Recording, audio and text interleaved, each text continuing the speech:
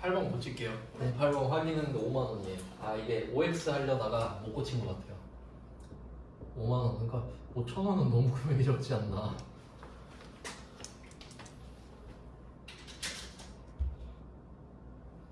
5만원이고요. 그러니까 또 5만원만 기억하시면 안 되고 그 공급 대가예요. 그러니까 부가가치세가 합쳐진 금액이죠.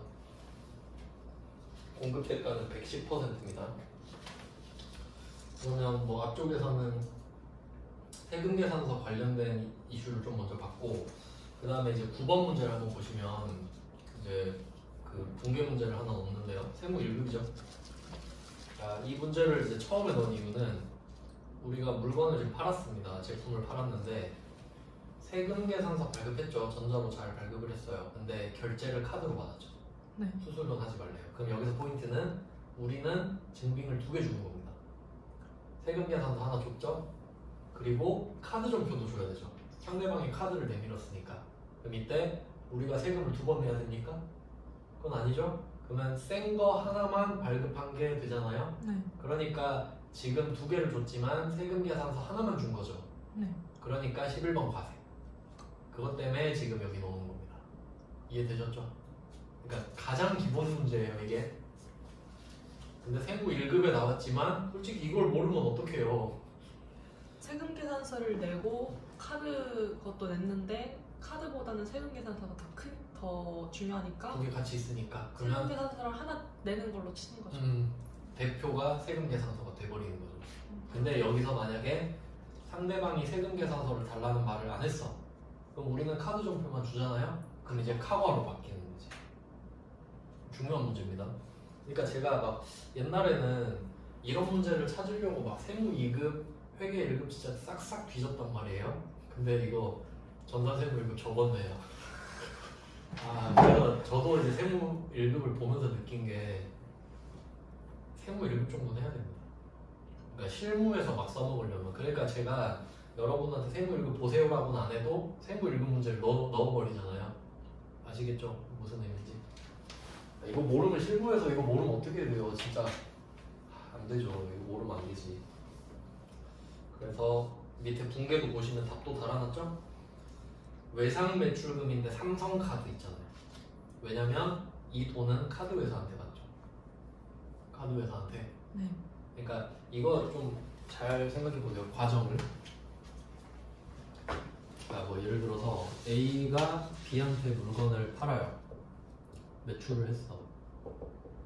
근데 여기에 카드 회사가 있고 B가 A한테 카드를 내민 거예요. 그러면 이 결제 순서가 어떻게 되는지 생각해봐요. 나는 A고 B한테 물건을 줬습니다. 그럼 나는 어쨌든 돈만 받으면 되죠. 근데 얘가 카드 회사 카드를 내밀었다. 이 말은 카드 회사가 나한테 돈을 준다는 소리예요. 맞죠?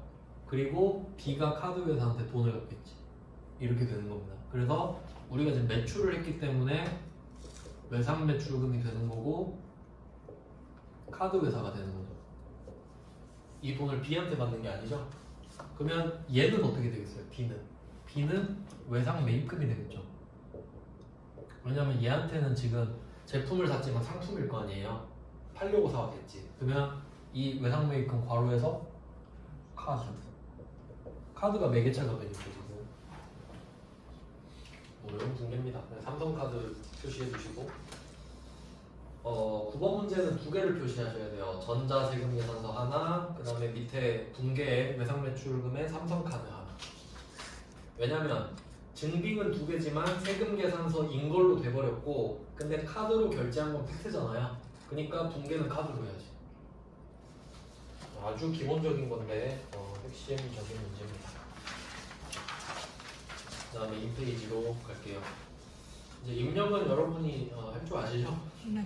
네, 그 이론을 조금씩 넣었거든요. 10번 한번 보세요. 2페이지에 10번. 재화의 현금 판매, 외상 판매, 할부 판매의 공급 시기는 재화가 인도되거나 이용 가능하게 되는 때다. 그러면 한번 생각해 볼게요. 재화가 인도, 이거 하나 표시하고, 그 다음에 이용 가능하게 되는 때 하나 표시할게요. 그리고 해석을 하겠습니다. 그러니까 여기서 현금 판매, 외상 판매, 할부 판매는 어떻게 해석하셔야 되냐면 현금 판매는 밑에 11번 문제 있죠. 11번 문제 보시면 현금 748만 원 보이시죠? 네. 내가 물건을 팔았는데 전부 현금 받은 거야. 현금 받은 거 현금 판매죠. 그 다음에 12번 보시면 밑에 12번 보시면 물건을 팔고 1,100만 원을 받아야 되는데 전부 다 외상이죠. 그럼 이게 외상 판매죠. 안 어렵죠? 그러니까 하나씩 일부러 넣은 거잖아요. 그 다음에 여기서 중요한 건 할부 판매예요. 할부 판매.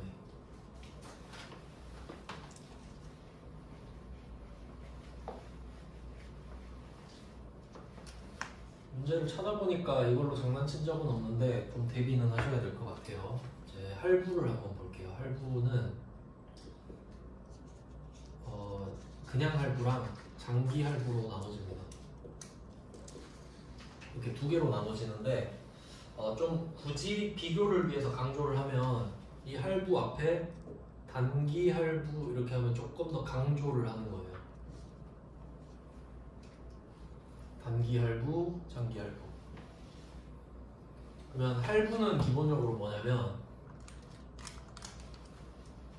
할부 뜻이 분할 납부죠.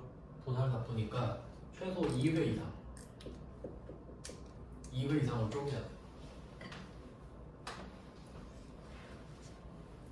왜냐면 납부를 한 번에 하잖아요. 그럼 일시불이죠. 그럼 절대 할부가 될 수 없지.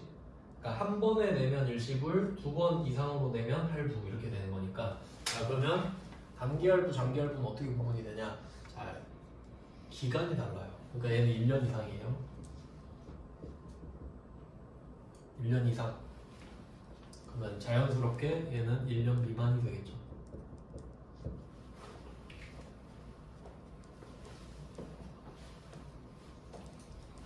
자, 일단 여기까지 이해되시죠? 이거 가지고 이제 구분을 해야 되는데, 자, 여기서 포인트는 할부 판매거든요. 정확히 말하면 단기 할부 판매, 장기 할부 판매 이렇게 있죠. 그러면 할부는 어떤 느낌이냐면, 자, 물건을 오늘 팔아요. 그러니까 인도를 오늘 하는 거야.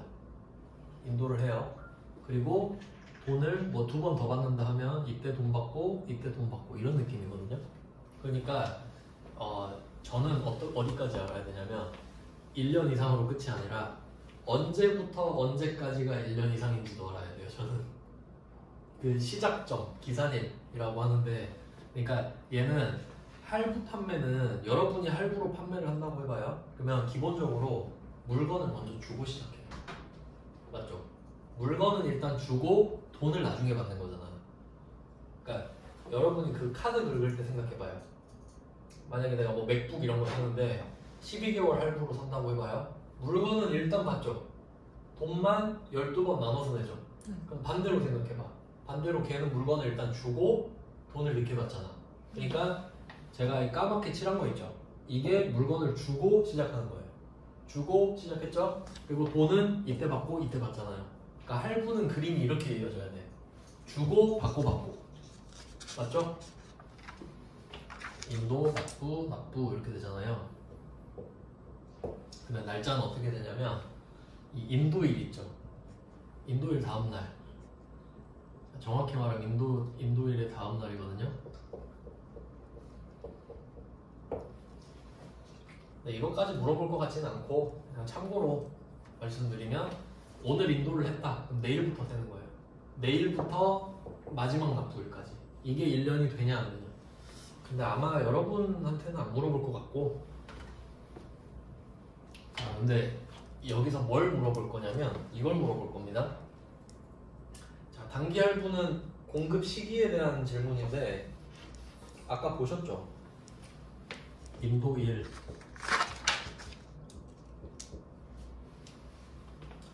이용 가능하게 되는 때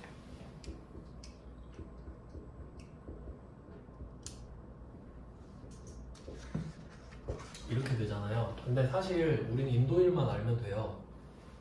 왜냐면 우리는 제품을 팔잖아요. 그럼 제품은 이제 형체가 있으니까 인도를 해야 물건을 판 거죠. 근데 만약에 우리가 어플 장사한다 그럴 수도 있잖아요. 어플 만들어가지고 막 거기 플랫폼에 올려서 사람들이 결제만 하면 바로 팔리는 걸로 할 수 있죠. 그럼 그때는 인도가 필요 없잖아요. 내가 결제했으면 집 앞에 뭐 어플 갖다 주고 그럴 이유가 없죠. 그럼 그때는 인도가 없기 때문에 이용 가능하게 되는 때라고 한 거예요, 그냥. 알겠죠? 그러니까 우리한테 해당 사항은 없어요. 근데 그냥 문제를 낸다면 이런 말을 낼 수 있겠지. 그래서 그냥 생각해 보라고 넣은 거고요. 자, 그러면 얘는 단기 할부는 인도일인 거 아시겠죠? 그러면 만약에 이게 1년이 안 돼. 만약에 6개월이야, 이게. 이 사이클이 6개월이면 만약에 이렇게 했다고 할게요. 내가 이때 500만 원을 받고 500만 원을 받아요. 물건은 이때 주고 뭐 3개월 있다 500 받고 3개월 있다 500 받는 거야. 그러면 이때는 단기 할부죠? 그러면 공급 시기가 언제냐? 이때 있죠? 네. 이때 1000만 원을 잡는 거예요. 이때가 아니라. 알겠어요? 1년이 아니니까. 근데 이게 장기 할부로 가잖아요? 이제 이걸 내고 싶을 거야. 장기 할부는 대가의 각 부분을 받기로 한대요.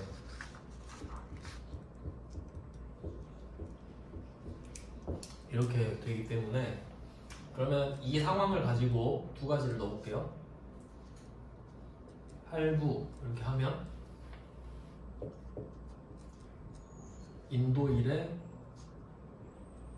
1000만 원 이렇게 되는 거야. 이게 단기 할부면 그러니까 이게 1년 미만이잖아요. 이 기간이. 그러면 500, 500 합쳐서 인도일에 밀어 넣어버리는 거예요. 근데 장기 할부다 이게. 장기 할부면 대가의 각 부분을 받기로 한대잖아요. 그러니까 뭐 예를 들어 이런 거지. 뭐 인도일부터 해서 뭐 7개월, 7개월 이렇게. 7개월, 7개월마다 500만 원씩 받잖아요. 그럼 얘는 총 기간이 1년이 넘어가 버리죠. 네. 그럼 이때는 납부 1에 500, 납부에 500 이렇게 되는 거예요. 그러니까 납부 1, 납부 2가 있잖아요.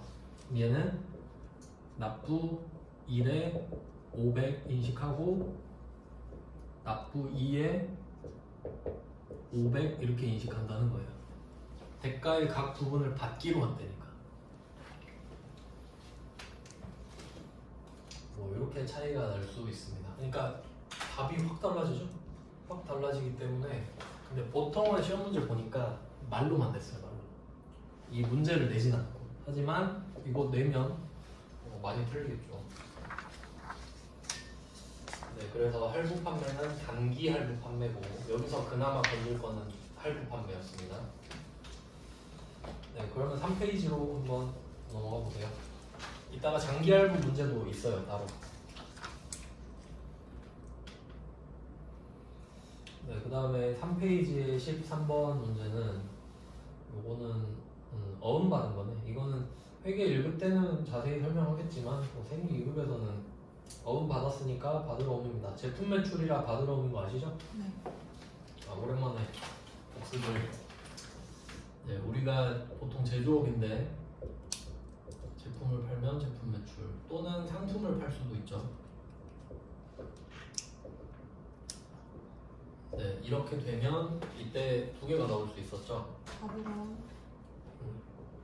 바드러움하고 외상 매출금. 그러니까 이 바드러움이랑 외상 매출금은 제품 매출이랑 상품 매출일 때만 나올 수 있는 예정 과목이고, 그럼 이게 아니면 그 외 하면 얘는 하나밖에 없죠. 미수금. 어음을 받아도 미수금. 그냥 뭐 외상을 줘도 미수금. 이렇게 그런 기본이죠. 그래서 13번 문제는 네, 제품을 팔았기 때문에 받을 어음입니다. 답을 써놓으니까 저도 편하네요. 그 다음은 14번.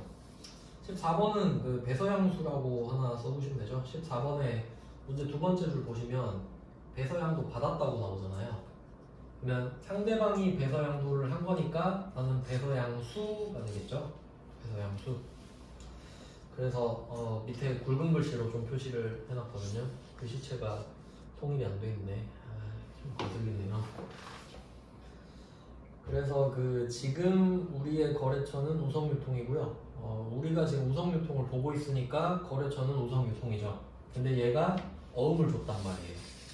그럼 우리는 제품을 팔고 받은 어음이니까 일단 받을 어음. 근데 이 어음의 주인이 하운공업이니까 거래처는 하운공업으로 바꿔야 한다. 이 정도가 포인트고 엄청 많이 나오죠? 이 정도는 되게 읽은 문제이기도 하네요. 넘어가겠습니다. 15번 문제는 그냥 복수거래만 하나 표시해 주시면 되고요. 이거는 그냥 뭐 한번 직접 입력해 보시면 되죠. 뭐 복수거래는 잘 나오진 않아요. 이거는 그냥 솔직히 실무 가서 배워도 되니까 안 되는 것 같긴 해요. 그 다음에 16번, 이거 조금 디테일한 문제네요. 16번은 이거 회계 1급 때도 아마 설명해 드렸던 것 같은데 그 제품을 팔았어요. 주성한이라는 회사 대표한테 지금 준 건데, 그래서 그림 안에 보시면 성한이라는 회사의 사업자 번호가 적혀 있는 게 아니라 대표자 윤주원의 주민등록번호가 써 있죠. 네, 그걸 확인하셔야 되고, 근데 이제 보면은 두 번째 줄에 사업 개시일은 4월 5일. 그러니까 제조업은 그거예요. 그 제조를 개시한 날. 그러니까 공장을 돌린 날이에요. 그냥 참고하세요. 물어보진 않습니다. 그 다음에 사업자 등록 신청일은 4월 15일이에요. 그러면 국세청 입장에서 만약에 알았다고 할게요. 이 사람이 4월 5일에 공장을 돌린 걸 알았어. 그러면 이 사람은 4월 5일에 사업을 시작한 걸로 보는 겁니다. 그래야 세금을 많이 뜯죠. 빨리 시작했다고 해야 세금을 많이 줄 거 아닙니까? 그러면 이 사람은 4월 5일에 사업을 시작하는데, 근데 이제 팩트를 좀 보면 사업자 등록 신청을 4월 15일에 하면은 사업자 등록증은 그 뒤에 나오잖아요. 그러면 사업자 등록번호도 없을 거 아니에요. 그래서 4월 15일 이후에 사업자 등록번호가 생기니까 지금 이 문제는 4월 1일이죠. 네. 그러니까 내가 물건을 살 때 사업자 등록번호를 알려줄 수가 없잖아요. 그래서 내 번호로 일단 받는 거죠. 이거에 관련된 내용을 밑에 써놨습니다. 17번 보시면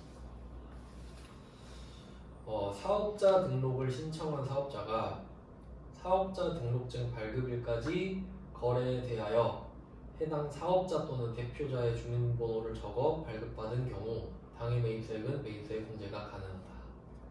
이거 아마 세무 1급에서 갖고 온 것 같은데, 그래서 이 16번 문제에 대한 해설이라서 제가 붙여놨습니다. 17번에.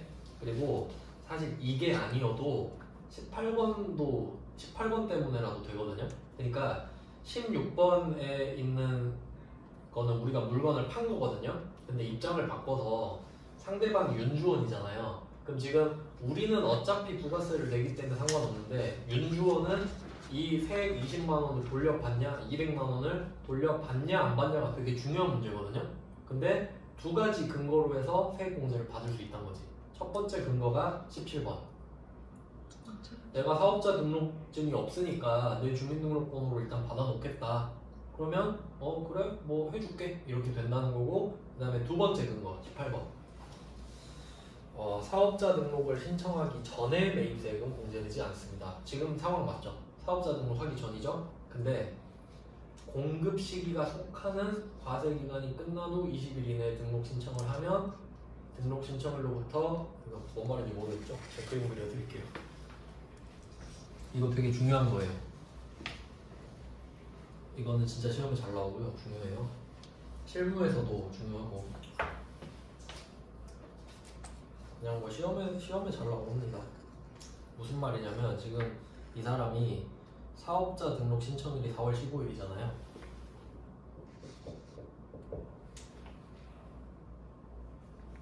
그러면 당연히 기간이 쭉 있을 때 원래 일기가 1월 1일부터 6월 30일까지잖아요. 이렇게 6개월이죠. 그러면 당연히 이 앞에는 세액공제 안 된다는 소리예요. 아니, 사업자 등록증이 없는데 어떻게 사업자 등록증으로 세금 계산서를 받냐 이거지. 근데 첫 번째 예외는 아까 보셨죠? 대표자 주민등록번호. 대표자 주민등록번호를 받으면 그럼 국세청 입장에서도 노력이 가상하지 않나요?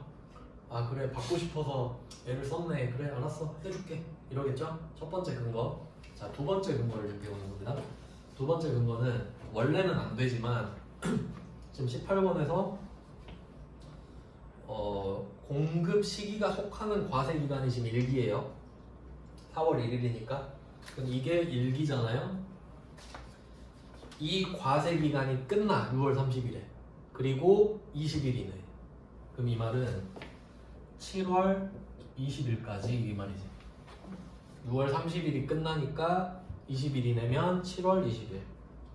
근데 이때가 뭐 토요일이면 다음 주 월요일, 일요일이면 다음 주 월요일 이렇게. 그럼 이걸 이렇게 넘기면 이때 만약에 내가 등록을 신청하는 거예요.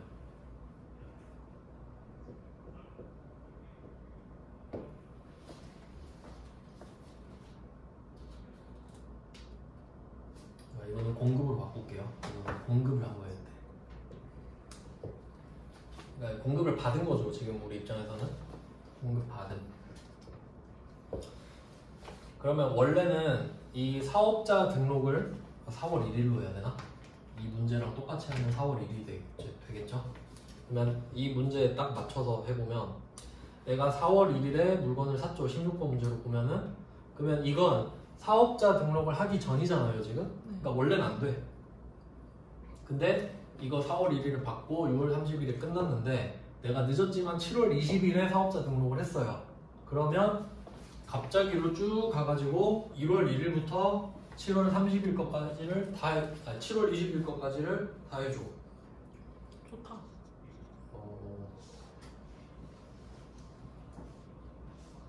맞다. 등록 신청일부터니까. 그러니까 이게 되게 많이 완화가 된 겁니다. 옛날엔 그냥 안 해줬는데 뭐 이렇게 해주다. 근데 조금 이제 디테일을 말씀드리면 좋은 거죠. 그러니까 어쨌든 지금 이 16번 문제는 둘 다 되는 거죠. 둘 다 되니까 확실히 되는 겁니다. 근데 어차피 주는 사람 입장은 상관도 없긴 해요. 근데 늦게 했잖아요. 그러면 내가 만약에 이때 물건을 팔잖아요. 그러면 물건을 이 사업자 등록 신청 전에 판 거 있죠.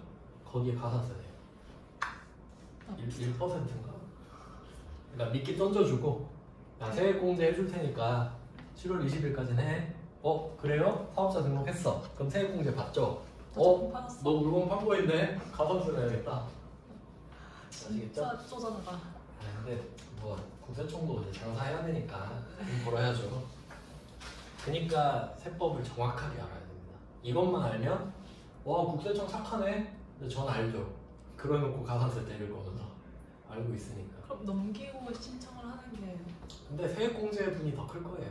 그래요? 네, 세액공제 분이. 왜냐면 가산세는 1%고 정확히 말하면 공급가액이니까. 근데 이거 상황에 따라 다르죠. 근데 어차피 사업자 등록은 해야 되는 거 아닙니까? 그러니까 최대한 빨리 하라 이 말이죠. 그래서 뭐 두 가지 근거에 의해서 되는 상황이었어요. 그러니까 16번이 되게 특이한 문제예요. 그 다음은 19번. 19번, 20번은 그냥 그 계약금 껴있는 문제예요. 계약금 이거는 회계 1급 때 주로 설명하려고 넣은 거고요. 그냥 한번 풀어보시면 될 것 같고 이제 6번, 6페이지로 가볼까요? 윷놀이. 이거 뭐 보셨죠? 6번은 지금 물건을 파는 거니까 매출정만 넣었어요. 매출 애누리 깎아주는 겁니다. 그 다음에 매출 환입 반품 당한 거고. 근데 보통 애누리랑 환입은 이유가 같아요. 불량이죠. 내가 물건을 팔았는데 불량품이야. 그럼 상대방이 둘 중에 하나를 요구하겠죠. 불량이니까 나 기분 나빠. 돈 깎아줘. 근데 뭐 물건을 쓰긴 쓸게. 이럴 수 있죠. 근데 아니면 나 기분 나빠. 그냥 반품할래. 이럴 수 있죠. 그래서 두 개는 방향이 같아요. 그 다음은 매출 할인. 이건 좀 잘 기억하셔야 되죠. 매출 할인은 이유가 있죠. 약정 때문에 깎아주는 걸 할인이라고 하고 약정이 아닌 이유 때문에 깎아주는 걸 애누리라고 하는 겁니다. 내용을 한번 볼까요? 그리고 이 문구를 보시면 매출 애누리, 매출 환입, 매출 할인액은 과세표준 계산 시 공급가액에 포함하지 않는다 이렇게 돼 있죠. 이걸로 말장난 진짜 많이 치는데 과세표준에 들어가냐 안 들어가냐. 옛날에 이것 때문에 고민을 정말 많이 했던 기억이 나요. 진짜 말장난 같거든요. 근데 이거는 정복을 해놓으셔야 돼요.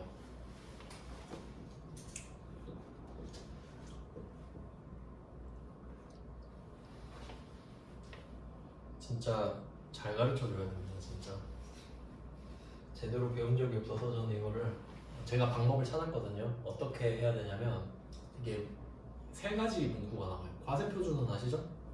그러니까 부가가치세의 과세표준은 공급가액이에요. 부가가치세니까 우리가 1,000원짜리 물건을 팔면 1,000원이 공급가액이니까 그 1,000원이 과세표준이 돼서 거기에 10%냐 0%냐를 곱하는 거예요. 그게 과세표준이에요. 그럼 여기는 공급가액이 될 건데 그림을 좀 너무 작게 그려 동그라미를 좀 크게 그려야 되는데 이렇게 있어요. 과세표준이. 그러면 어떤 문구가 나오냐면 포함, 불포함 이런 게 나와요. 포함. 근데 여기는 포함되지 않는다라고 돼 있죠. 그러면 포함되지 않으면 불포함이라고 할 수 있죠. 이것까지는 쉬워. 이것까지는 괜찮아요. 포함, 불포함, 그림 이런 식으로 그리면 이해하실 수 있죠. 자, 그리고 이제 하나 추가되는 게 공제가 막 나왔어요. 제 옛날 기억으로 그런데 공제, 미공제 막 이런 걸로 장난을 치는 거지. 한번 해석해볼까요?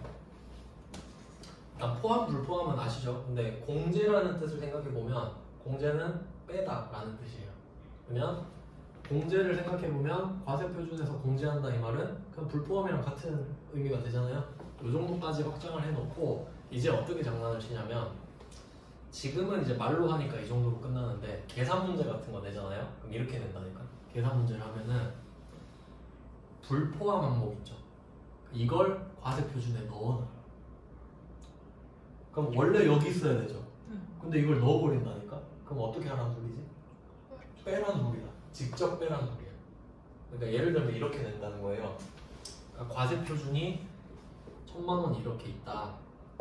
근데 이게 지금 보는 게 뭐 매출 애누리는 공급가액에 포함되지 않는다 이렇게 돼 있죠? 그럼 이게 만약에 이렇게 되는 거예요. 매출 애누리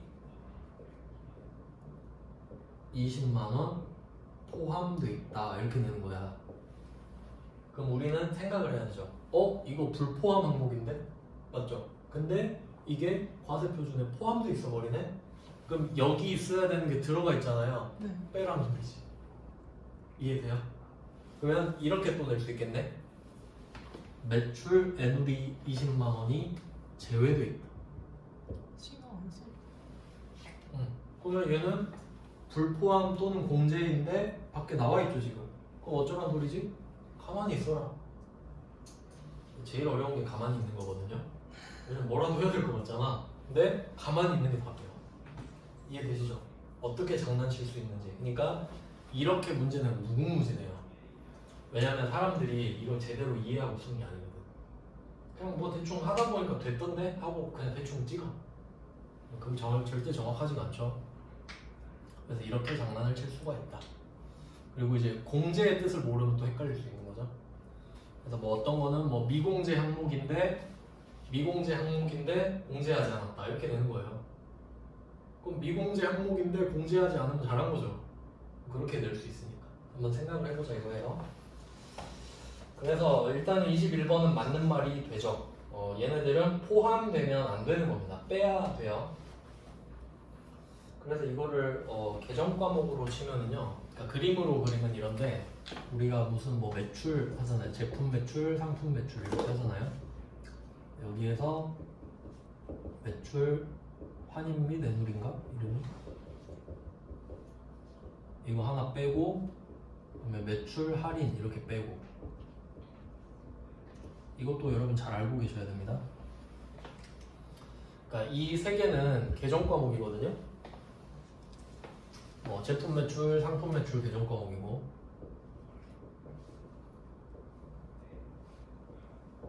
매출 환입 및 애누리, 매출 할인 이것도 계정 과목입니다. 자 그러면 이거를 빼고 하면 어떤 결과가 나올지 생각해 볼게요. 그러면 여러분이 이제 분계를 맨날 하잖아요. 뭐 제품 매출하면 1년 동안 제품 매출을 한번 모아봐요. 그러면 제품 매출 계정 과목이 얼마 있는지 1년 거를 찾아보면 되겠죠. 그럼 그게 개념으로 치면 총 매출이거든요. 맞죠? 그러니까 총 매출을 알고 싶으면 제품 매출 계정 과목을 1년치를 조회하면 되는 거 맞죠? 이게 같은 개념이니까. 근데 매출 환입 및 내놓기는 거기서 안 팔린 거잖아요, 사실. 네. 할인도 깎아준 거고 돈 못 받은 거죠. 그럼 이거를 빼고 하면 순 매출이라는 개념이 나온단 말이에요. 즉, 순 매출을 구하려면 이 세 개의 계정 과목이 다 필요하다는 거지. 물론 마이너스로 직접 하는 게 일반적이긴 한데 형식적인 계정 과목은 이렇습니다.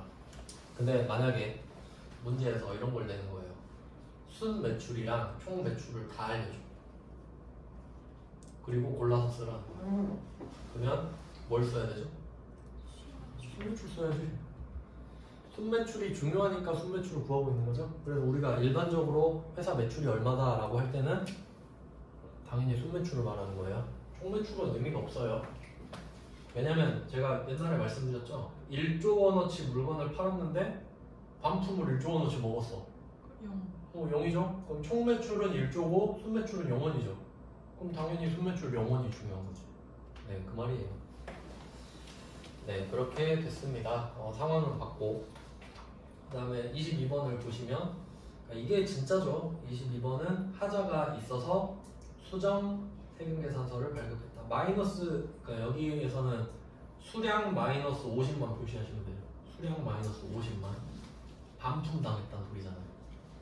왜냐면 수량에 마이너스가 붙으면 그만큼 나한테 돌아왔다는 소리죠. 이거 해석할 줄 아셔야 돼요. 만약에 수량에 50이 적혀 있잖아요. 그럼 50개의 물건이 나한테 다 나간 거죠. 팔았으니까. 근데 마이너스 50은 다시 들어온 거 아니에요. 판 게 취소됐으니까. 그래서 매출인데 마이너스면은 반품을 당한 거구나 아셔야 돼요. 그래서 밑에 보시면 외상 매출금 마이너스 110만 원 써 있는 거 보이시죠? 그러니까 이거 대신에 무슨 계정 과목이 와도 되냐면 매출 이거 좀 복잡한데 이게 답이 원래 항상 두 개가 돼요. 그러니까 지금 가장 일반적인 답은 밑에 보이시죠? 네, 어떤 것도 답이 되냐면 좀 멘붕이 올 수도 있는데 제품 매출 마이너스 100만원. 여기서 포인트는 마이너스예요. 원래 제품 매출 하면 오른쪽에 적잖아요. 근데 똑같이 적는데 마이너스만 붙였죠. 그럼 납득되시죠? 마이너스구나. 팔린 게 안 팔린 게 된 거구나. 그럼 부가가치세 예수금도 마이너스 붙여서 10만원 이렇게 쓰면 되잖아요. 자, 근데 이쪽에 외상 매출금 110도 이해되시죠? 네, 얘 대신에 뭐가 올 수 있냐면 죄송해요. 제품 매출 대신에 써야 된다. 잘못 말했어요. 죄송합니다.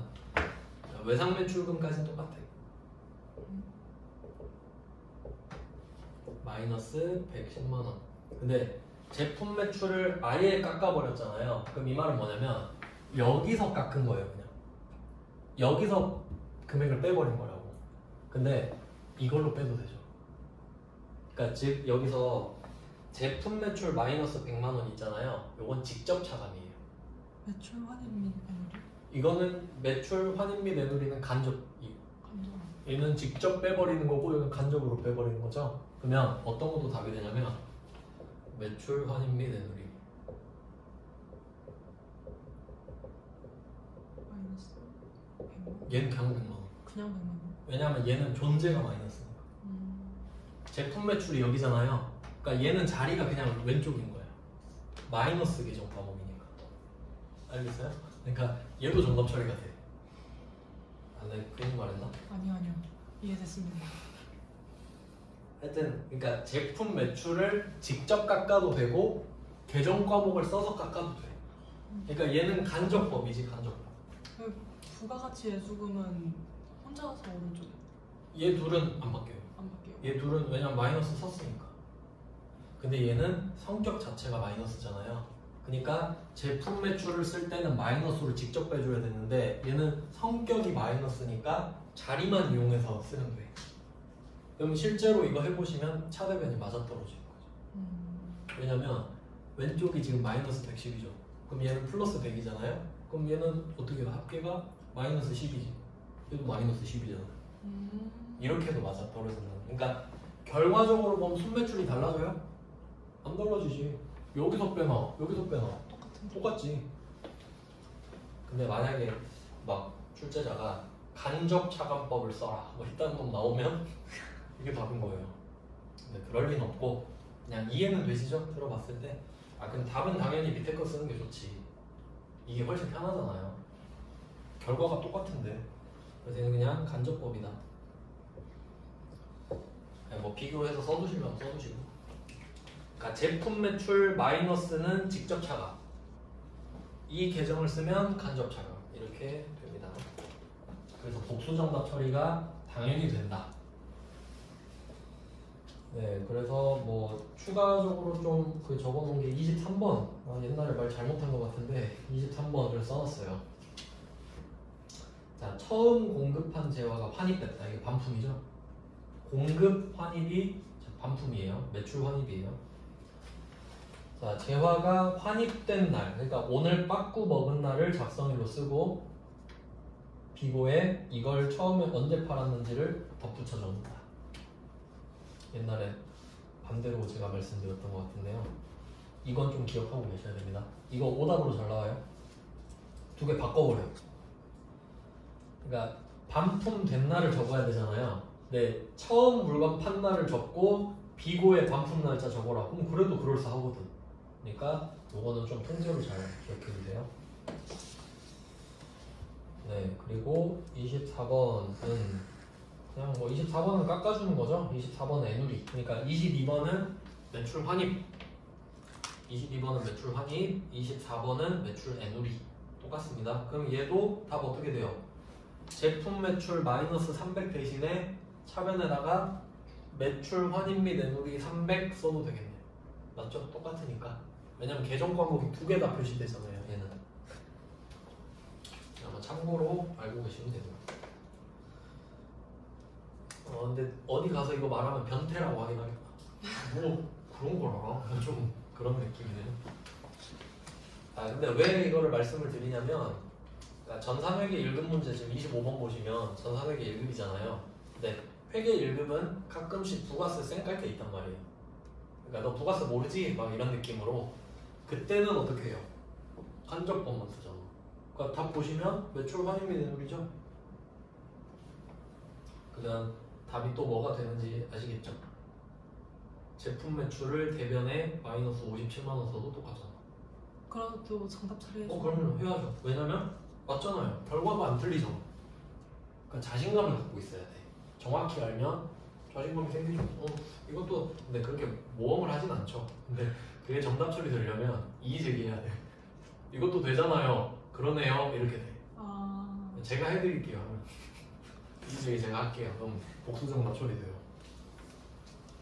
그러니까 뭔 말 하는지 아시겠죠? 왜냐면 그래야 이제 맥이 이어지거든요.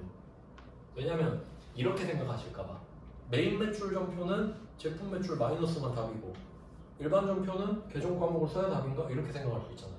똑같다고. 아시겠죠? 네. 그냥 편의상 그렇게 맞게 쓰는 거죠. 그 다음에 26번은 매출 할인이라고 써두시면 되겠네. 제가 하나씩 다 넣어놨잖아요. 22번은 매출 환입, 24번은 매출 애누리, 26번은 매출 할인. 3개 다 넣었습니다. 여러분이 찾아보기가 힘드시니까. 그래서 이게 오리지널 문제는 22번, 24번, 26번이라고 보시면 되고, 그래서 제가 25번이랑 27번 문제를 껴놓은 이유는 아시죠? 그러니까 전산회계 1급은 대충 이런 식으로도 내더라 라고 말씀을 드리고 싶었던 거예요. 그러면 27번도 이제 답 복수정답 되는 거 아시겠죠? 그러니까 27번은 이렇게 되잖아요. 왼쪽에 매출 할인 보이시죠? 그걸 손가락으로 한번 가려봐. 가리면 왼쪽이 1225000 이렇게 되고 오른쪽이 1250000 되죠? 그럼 25만원이 부족하잖아요? 왼쪽이? 그럼 오른쪽에 제품 매출 25만 원을 깎아버리면 똑같잖아. 그것도 정답이라는 거지. 왜냐면 순매출이 똑같으니까. 그러니까 여기서 직접법을 써라 간접법을 써라 그 말 없잖아요. 그러니까 복수정답 처리가 기본인 거예요. 네, 그렇게 생각하시면 좋다. 네, 이 정도 하면 주제가 이제 다음 주제가 바뀌니까 여기까지 해놓고 10분 쉬고 또 하겠습니다.